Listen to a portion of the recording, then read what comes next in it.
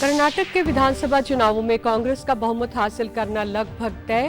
Bharatiya Janata party दूसरे जबकि Janata Dal secular रही तीसरे स्थान पर।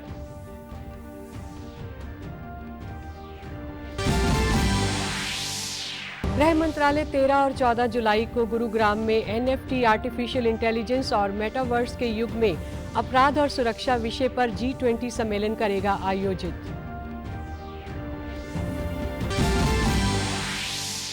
सिरसा में मुख्यमंत्री मनोहर लाल के 3 दिवसीय जनसंवाद कार्यक्रम की हुई शुरुआत। ग्रामीणों की समस्याएं सुन अधिकतर का मौके पर ही किया समाधान।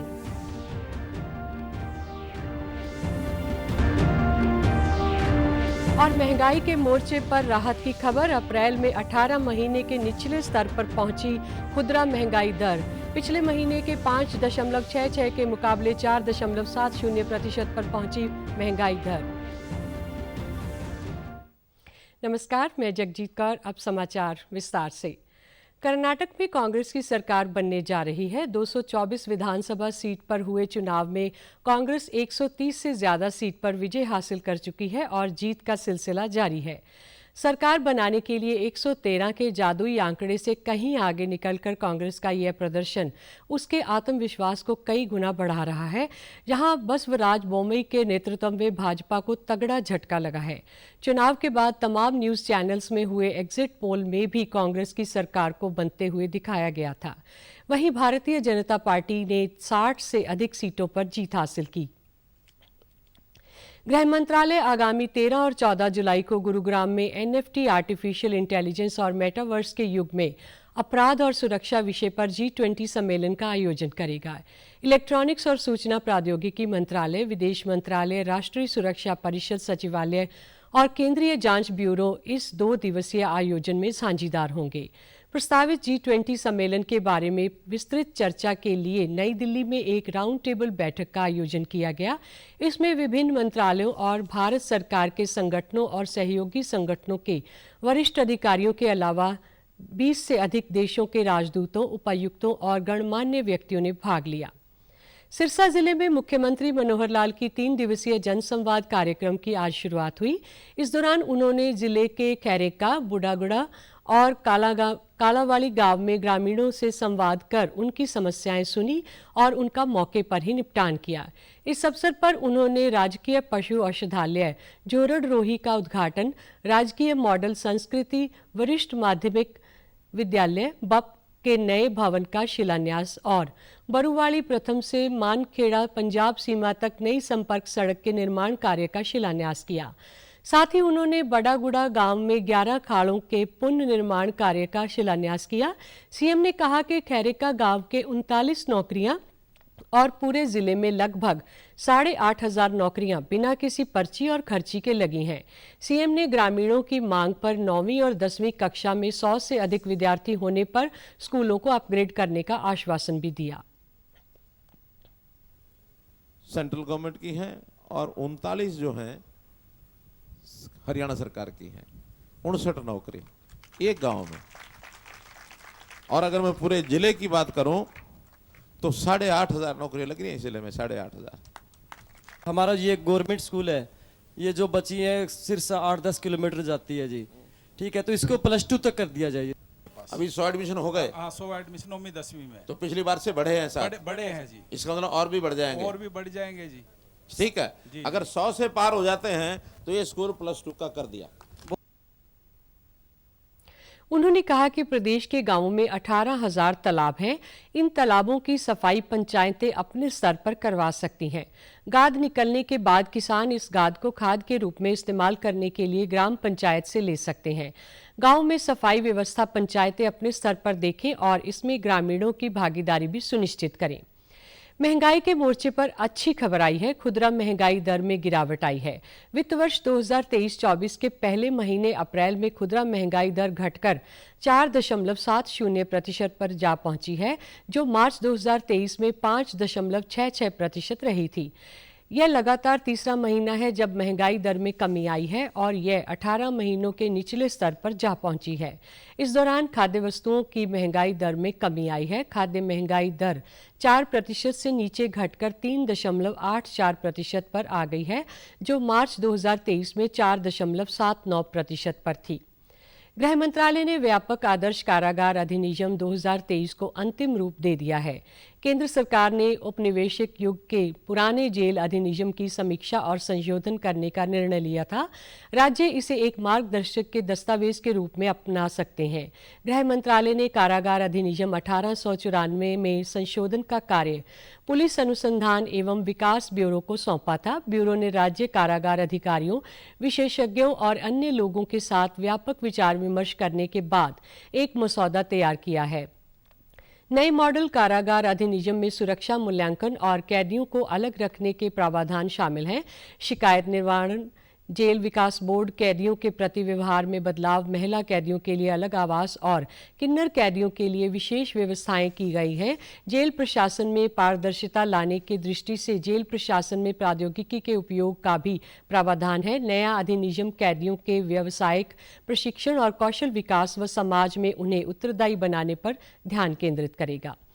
हाल ही में रोहतक जिले के डोब गांव में मेजर नितिन धानिया को राष्ट्रपति द्रौपदी मुर्मू ने शौर्य चक्र से सम्मानित किया। नितिन को शौर्य चक्र मिलने पर उनके परिजनों और गांव में खुशी का माहौल है। मेजर धानिया ने 13 दिसंबर 2021 को जम्मू कश्मीर में छिपे 2 आतंकियों को ढेर किया था। मेजर नितिन धानिया 1.5 साल पहले जम्मू कश्मीर में पैराशूट रेजिमेंट में स्पेशल फोर्स के 2nd बटालियन में तैनात थे। नितिन के पिता जय सिंह धानिया एयरफोर्स के JWO पद से 2001 में सेवानिवृत्त हुए थे। नितिन के चाचा ने बताया कि 2005 में नितिन एयरफोर्स में एयरमैन के तौर पर भर्ती हुए थे। नितिन का लक्ष्य था कि वे सेना में अधिकारी बने। 2008 में CDS की परीक्षा पास की। वहीं मां सुनीता धानिया ने बेटे को शौर्य चक्र मिलने की खुशी जताते हुए कहा कि वह बचपन से ही सेना में भर्ती होकर देश की सेवा करना चाहता था। बहुत अच्छा लग रहा है कि कुछ शब्द ही नहीं है कहने के लिए। इतनी खुशी हो रही है पूरे गांव में, सबको जो जिसको भी पता चलता वो इतने खुश हो रहे हैं कि कहाँ समाए इसको, कहाँ बिठाएं, कहाँ उठाएं, तो इतने खुश हो रहे हैं सब।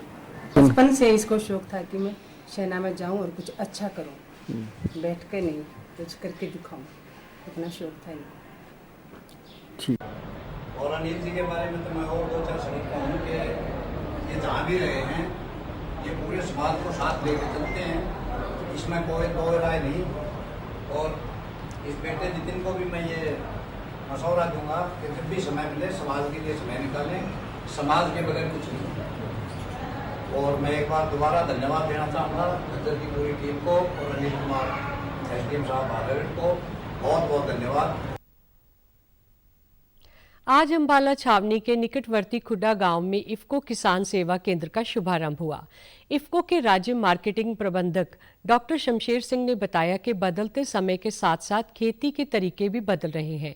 अब किसानों को नैनो यूरिया का प्रयोग करने के लिए प्रेरित किया जा रहा है और उनकी ज़रूरत के अनुसार इफ्को प्रदेश भर में 125 ड्रोन उपलब्ध करवाने जा रहा है। इसके बाद उन्होंने गाँव में बने केचुआ खाद उत्पादन केंद्र का भी निरीक्षण किया। जहाँ तक नैनो यूरिया की बात है तो नैनो यूरिया के बारे में मैं यही बताना चाहूँगा कि ये एक फ्यूचर कॉन्सेप्ट है और धीरे धीरे किसान इसको अडॉप्ट भी कर रहे हैं। तो इसके पीछे 2-3 वजहें हैं। सबसे बड़ी वजह है हमारे समाज का स्वास्थ्य, क्योंकि जो कन्वेंशनल यूरिया हम यूज़ कर रहे हैं, किसान यूज़ कर रहे हैं, उसका खाली 25 से 30% ही पौधा ले पाता है। बाकी या तो आपके नीचे ज़मीन के पानी में जाके मिल रहा है या वातावरण में जा रहा है, जो वातावरण दूषित हो रहा है और आपका ज़मीन का पानी भी खराब हो रहा है, नाइट्रेट बन रहा है, जो सीधा सीधा कैंसर का कारण है। हरियाणा में अभी हम लगभग 125 ड्रोन दे रहे हैं और ऐसे ही हम 70 बूम स्प्रेयर ले रहे हैं पूरी स्टेट में। वहीं किसानों ने कहा कि किसान सेवा केंद्र खुलने से उन्हें बहुत लाभ होगा। सरकार की योजनाओं का भी उन्हें पूरा लाभ मिल रहा है। उन्होंने कहा कि ड्रोन से स्प्रे करना उनके लिए काफ़ी फायदेमंद साबित होगा। मुंडे की फसल में भी DAP दे सकते हैं स्प्रे के साथ, इसलिए बहुत अच्छा है। ये जो नैनो DAP आया है ये बहुत अच्छा है और नैनो जो यूरिया था उसके भी बहुत अच्छे रिजल्ट थे। ड्रोन का स्प्रे बहुत कामयाब है। क्योंकि अब जो आने वाले समय में लेबर की समस्या बहुत है। इससे एक तो लेबर की समस्या का हल होगा, एक जैसे सूरजमुखी की फसल जिसके अंदर हम बढ़ के स्प्रे नहीं कर सकते, और एक बार जैसे गन्ना आदमी की हाइट से ऊपर चला जाता है उसमें स्प्रे करना पॉसिबल नहीं था, जब ड्रोन के आने की वजह से हम उसमें भी स्प्रे कर सकते हैं। कैंसर के क्षेत्र में क्लिनिकल ट्रायल्स को बढ़ावा देने के लिए भारतीय चिकित्सा अनुसंधान परिषद ने नेशनल कैंसर ग्रिड के साथ एक समझौता किया है। इससे देश में होने वाले कैंसर के सस्ते और नए इलाज के विकास में मदद मिलेगी। नेशनल कैंसर ग्रिड भारत सरकार की एक पहल है जो देश भर के कैंसर सेंटर, रिसर्च इंस्टीट्यूट, मरीजों के समूह, धर्मार्थ संस्थानों का एक समूह है जो कैंसर की रोकथाम, जांच और इलाज के लिए समान मानक तैयार करते हैं। अभी तक 270 से ज्यादा अस्पताल इसके नेटवर्क में हैं। पलवल में आज राष्ट्रीय लोक अदालत का आयोजन किया गया, जिसमें बैंक संबंधी मामले, मनी रिकवरी, बिजली व पानी संबंधी केस सहित अन्य मामलों का निपटान किया गया।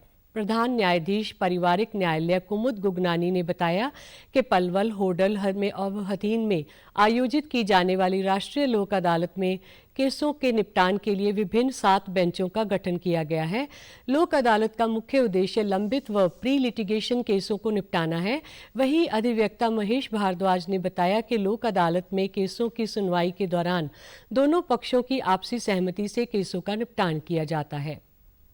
5 बेंच हमने यहाँ डिस्ट्रिक्ट लेवल पे बना रखे हैं और एक बेंच जो है होटल और हथीन के सब डिविजन्स पे है और 2500 से ऊपर की हमें उम्मीद है, विच इंक्लूड्स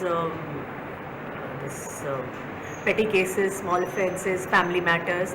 और अगर फैमिली मैटर्स की बात करी जाए तो आज का हमारा फैमिली कोर्ट का ही निपटारा कम से कम 30 केसेस का होगा, जिसमें हमने कॉम्प्रोमाइज़ेस भी कराए हैं और परमानेंट एलिमनी भी दिलवाई है लड़कियों को और म्यूचुअल कंसेंट से डिवोर्स भी कराने का उनको कॉम्प्रोमाइज़ का वो दिया है।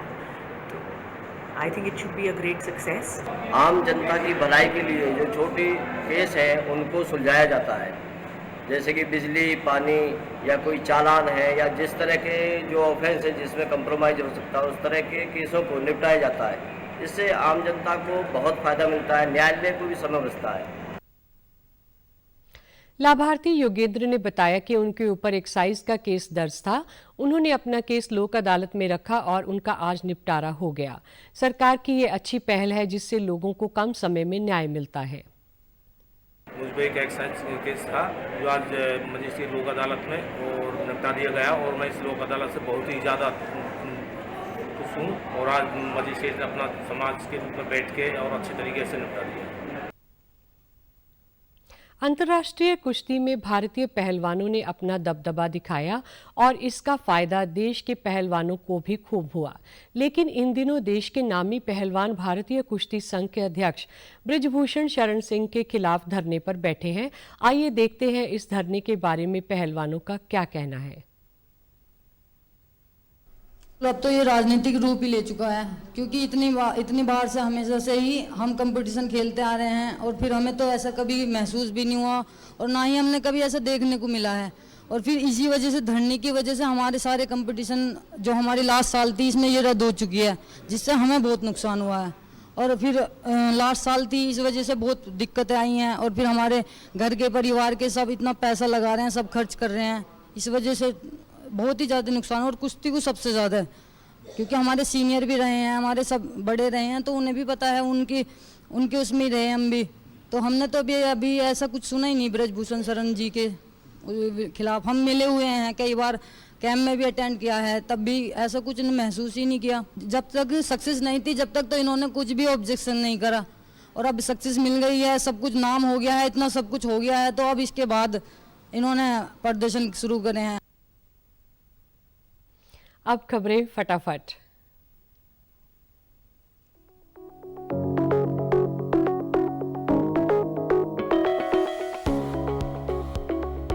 हरियाणा पुलिस को crime and criminal training network and system में मार्च 2023 की मासिक रैंकिंग में मिला प्रथम स्थान। प्रदेश के सरकारी स्कूलों के 147 विद्यार्थियों ने जेईई एडवांस परीक्षा 2023 की क्वालिफाई। भारतीय रेलवे की एक स्टेशन एक उत्पाद योजना के तहत देश में अब तक 785 आउटलेट्स के साथ 728 स्टेशनों को जोड़ा गया। और भारतीय दूरसंचार नियामक प्राधिकरण ने मैसेज टेम्पलेट के दुरुपयोग को रोकने के लिए सेवा प्रदाताओं को निर्देश किए जारी। समाचारों में आज इतना ही। नमस्कार।